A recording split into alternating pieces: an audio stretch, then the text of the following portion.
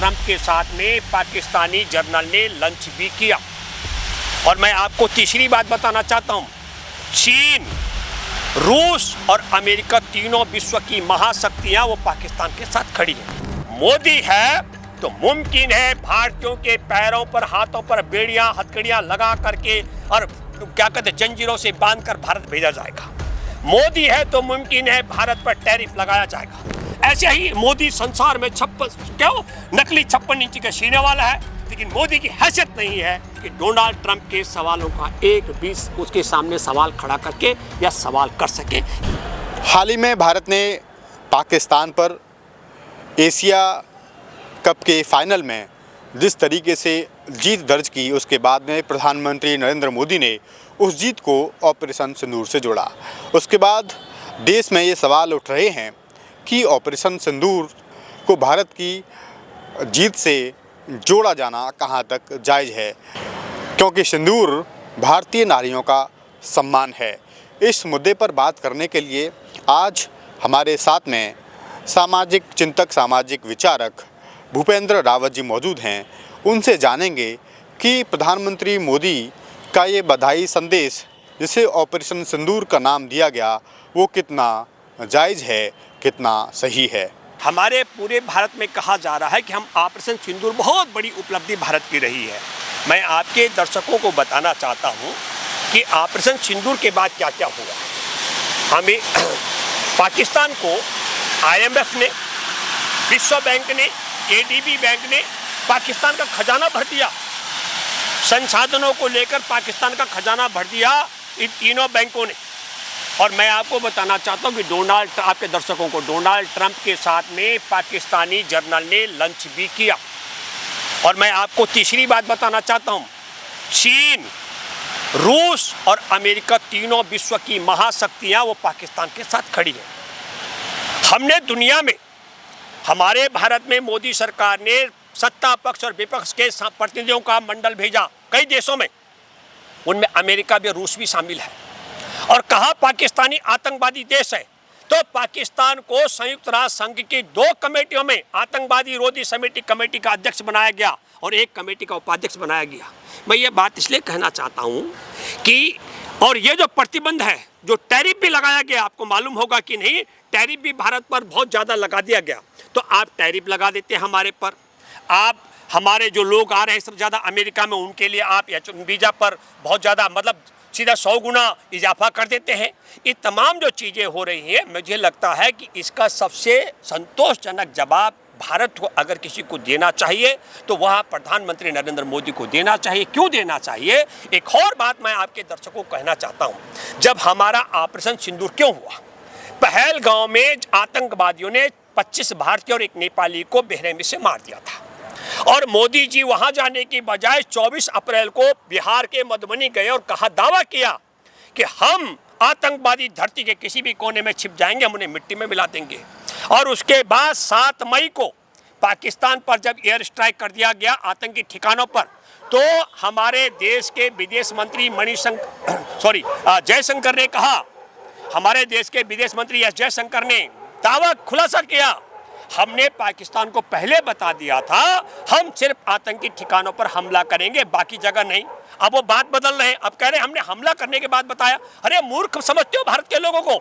जब तुमने हमला किया, बम फेंका, तो उस बम की आवाज़ ने तुम्हारे फोन से ज़्यादा बताया होगा। और फिर मैं ये इसलिए कहना कहानी कि 10 तारीख को अमेरिकी राष्ट्रपति डोनाल्ड ट्रंप ने ट्वीट किया और कहा कि भारत पाकिस्तान के बीच में युद्ध विराम हो गया। और इसके कुछ घंटे में बाद में युद्ध विराम हो जाता है। कहा हमने पाकिस्तान को मिट्टी में मिला दिया, तो पाकिस्तान ने तो उसके बाद युद्ध विराम के बाद ही फिर फायर की। और मैं आपको बताना चाहता हूं, आपके दर्शकों को, जिन बच्चों के माता पिता का हत्या हो गया, मारे गए हैं, उन बच्चों को गोद ले लिया राहुल गांधी ने। राहुल गांधी ने कोई ढोल नहीं बजाया, लेकिन उन बच्चों की फीस देनी शुरू कर दी है। तो मैं इसलिए कहना चाहता हूँ, मोदी है तो मुमकिन है भारतीयों के पैरों पर हाथों पर बेड़ियां हथकड़ियां लगा करके और क्या कहते जंजीरों से बांधकर भारत भेजा जाएगा। मोदी है तो मुमकिन है भारत पर टैरिफ लगाया जाएगा। मोदी है तो मैं एक और चीज़ सोच रहा था मेरे प्यारे देशवासियों, पाकिस्तान का आबादी और हैसियत हमारे देश के एक सूबे उत्तर प्रदेश के बराबर है। पर मैं सोच रहा था कि भारत के प्रधानमंत्री ने दुनिया में लोग भेजे कि ये आतंकवादी देश है, लेकिन रूस कहता है मैं तेरे साथ हूँ, पाकिस्तान को के और अमेरिका कहता है मैं तेरे साथ हूँ, चीन कहता है मैं तेरे साथ हूँ। तो मुझे लगा तुलनात्मक दृष्टि से असल में पाकिस्तान भले हमारा दुश्मन देश है, लेकिन वहाँ असली डिग्री वाला प्रधानमंत्री बैठा हुआ है। और मेरे देश में ये दशा इसलिए हो गई क्योंकि हमारे देश में जो डिग्री है वो असली है कि नहीं, ये आप दर्शकों को मैं बताना चाहता हूँ। नरेंद्र मोदी ने अपने जीवन में डिग्री ली, किस किस के साथ पढ़ाई की कोई नहीं जानता, और किस किस ने मोदी को डिग्री दी धरती पर कोई नहीं जानता। नरेंद्र मोदी चाय भी बिक्री की, और किस किस को चाय बिक्री की, और किस किस ने मोदी के हाथ की चाय पी धरती पर कोई नहीं जानता। नरेंद्र मोदी ने 40 साल भीख मांगी, 40 साल तक इस भिखारी को किस किस ने भीख दी कोई नहीं जानता, और 40 साल तक इस भिखारी ने किस किस से भीख ली धरती पर कोई नहीं जानता। और मैं और बता दूं, एक बार मोदी पठानकोट हमले से पहले चुपके से पाकिस्तान गए, पाकिस्तान में चुपके से आतंकवादियों के साथ क्या डील की ये भी कोई नहीं जानता। तो मोदी का जब डिग्री की बात कोई नहीं जानता, भीख की बात कोई नहीं जानता है, चाय की बात कोई नहीं जानता, पाकिस्तान में डील की बात कोई नहीं जानता है, तो डोनाल्ड ट्रंप तो घोषित दोस्त है। तो डोनाल्ड ट्रंप से कह रखा है कि हमारे देश को बर्बाद करने के लिए क्या क्या करना। अब जो अमेरिका में मैं चिंतित नहीं हूँ, सबसे ज़्यादा अगर भारत से कोई अमेरिका जाने वालों में है, अगर आज अमेरिका वीज़ा फ्री कर दे, यकीन मानिए डोनाल्ड ट्रंप को सद्बुद्धि आ जाए और कहा कि सब भारत के लोग मुफ्त में भारत के अमेरिका के नागरिक बन सकते हैं, तो मैं आपके दर्शकों को दावे के साथ मैं कह सकता हूं भारत से आरएसएस का नामो निशान मिट जाएगा, सारे संगी देश छोड़ करके अमेरिका पहुंच जाएंगे। ये इनकी देशभक्ति का मामला है। मैं कोई दूसरे लोग, मैं भारत घूमता हूं, मैंने भारत में मैं चार दशक से सामाजिक क्षेत्र का व्यक्ति हूं, मैंने कभी नहीं देखा आदिवासियों को, मछुआरों को, इन तमाम तबकों को विदेश जाने की बात सोच रहे होंगे। लेकिन जब मैं देखता हूं आरएसएस संघ के लोगों को तो पता लगता है उनका किसी का बेटा, किसी का भतीजा, जितने नेता हैं इन सब की औलादें वहीं पढ़ रही हैं। जब डोनाल्ड ट्रंप चुनाव लड़ रहा था तो मैं आपको बताना चाहता हूँ, एक हमारे देश की भारतीय मूल की बेटी है कमला हैरिस, वो पिछली बार चुनाव में उम्मीदवार थी और नरेंद्र मोदी उसके खिलाफ कैंपेन करने के लिए गए। हाउडी मोदी कार्यक्रम था।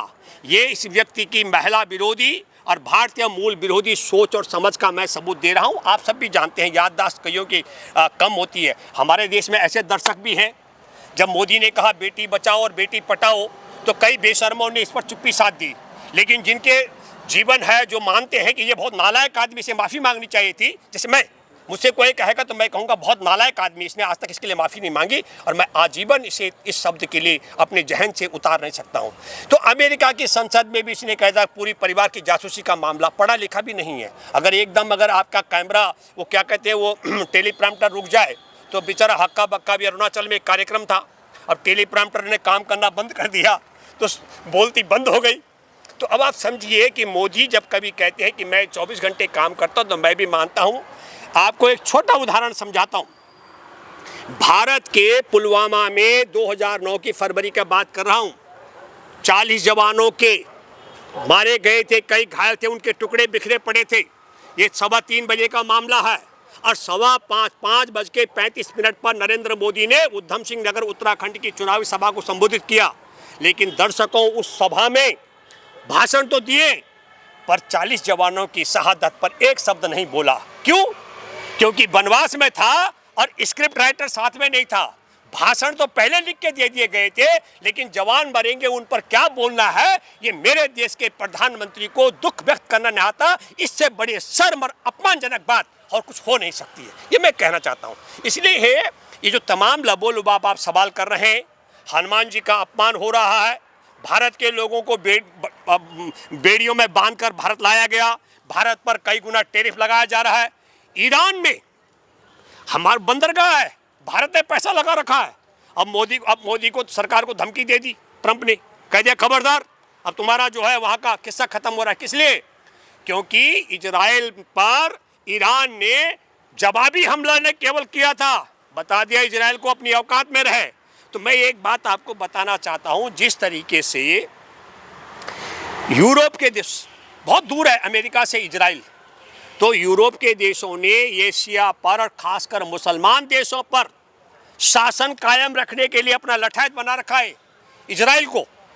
जिस तरीके से वो वहाँ लठायत बंद करके और मुसलमान देशों को रेगुलेट करने का काम करता है, मैं बधाई देना चाहता हूँ। और ईरान हमारा बहुत पुराना दोस्त रहा है, ये कोई मैं नई बात नहीं कर रहा हूँ। और मैं आपको बताना चाहता हूँ इस ताकत को, हमारे संबंधों की। भले आरएसएस भाजपाई फिलिस्तीन के खिलाफ बोलते हों, लेकिन संयुक्त राष्ट्र संघ में भारत की सरकार ने फिलिस्तीन राष्ट्र के पक्ष में वोट दिया है। ये है भारत का, ये भारत की बात है। आरएसएस भाजपा न चाहते हुए भी मोदी सरकार को नहीं, भारत सरकार को संयुक्त राष्ट्र संघ में फिलिस्तीन राष्ट्र के पक्ष में समर्थन करना पड़ा। तो इसलिए मैं ये कहना चाहता हूँ, इसी तरीके से ईरान के साथ हमारे बहुत पुराने संबंध हैं, लेकिन भारत को, मोदी को बताना चाहिए कि डोनाल्ड ट्रंप तुम्हारा अजीज दोस्त है, लेकिन दोस्ती पाकिस्तान के साथ है। डोनाल्ड ट्रंप तुम्हारा अजीज दोस्त है, पर हथकड़ी और बेड़ी लगा के भारतीयों को भेजता है। तुम्हारा अजीज दोस्त है, हमारा पैसा लगा हुआ है बंदरगाह पर, और वह चाबार पोर्ट पर जो पैसा लगा हुआ है, चाबार पोर्ट पर पैसा लगा हुआ है हमारा करीब 120 बिलियन से ज़्यादा पैसा, और उस पैसे पर मिट्टी फेरने का काम करने वाला है। अमेरिका ने धमकी दे दी है, और क्या करेगा अमेरिका ने राष्ट्रपति ने 40 बार कह दिया कि युद्ध मैंने रुकवाया भारत पाकिस्तान का, पर मोदी की एक बार हिम्मत नहीं हुई ये बोलने की कि भैया इसने युद्ध नहीं रुकवाया। न ये बोलने की हिम्मत हुई कि बेड़े हथकड़ी लगा के भारत के लोगों को क्यों भेजा, और न ये हिम्मत हुई कि भैया हमारे पर टैरिफ रेट दुगना तिगना क्यों कर दिया, और न ये हिम्मत हो पा रही है कि चाबार पोर्ट जो है उस पर हमारे जो क्योंकि चाबार पोर्ट हमारे लिए बहुत महत्वपूर्ण है।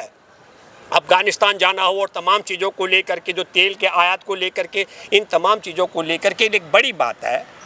डोनाल्ड ट्रंप दुनिया को धमका रहा है रूस के लिए, यूक्रेन रूस के युद्ध के मामले में, लेकिन डोनाल्ड ट्रंप के बाप की ताकत नहीं है कि रूस के लिए कुछ बोल दे। ऐसे ही मोदी संसार में नकली 56 इंच का सीने वाला है, लेकिन मोदी की हैसियत नहीं है कि डोनाल्ड ट्रंप के सवालों का एक भी उसके सामने सवाल खड़ा करके या सवाल कर सके। ये दोनों की स्थिति है। रूस के सामने पानी भर रहा है डोनाल्ड ट्रंप, और डोनाल्ड ट्रंप के सामने पानी भर रहा है 56 इंच का नकली सीना वाला। ये हकीकत है।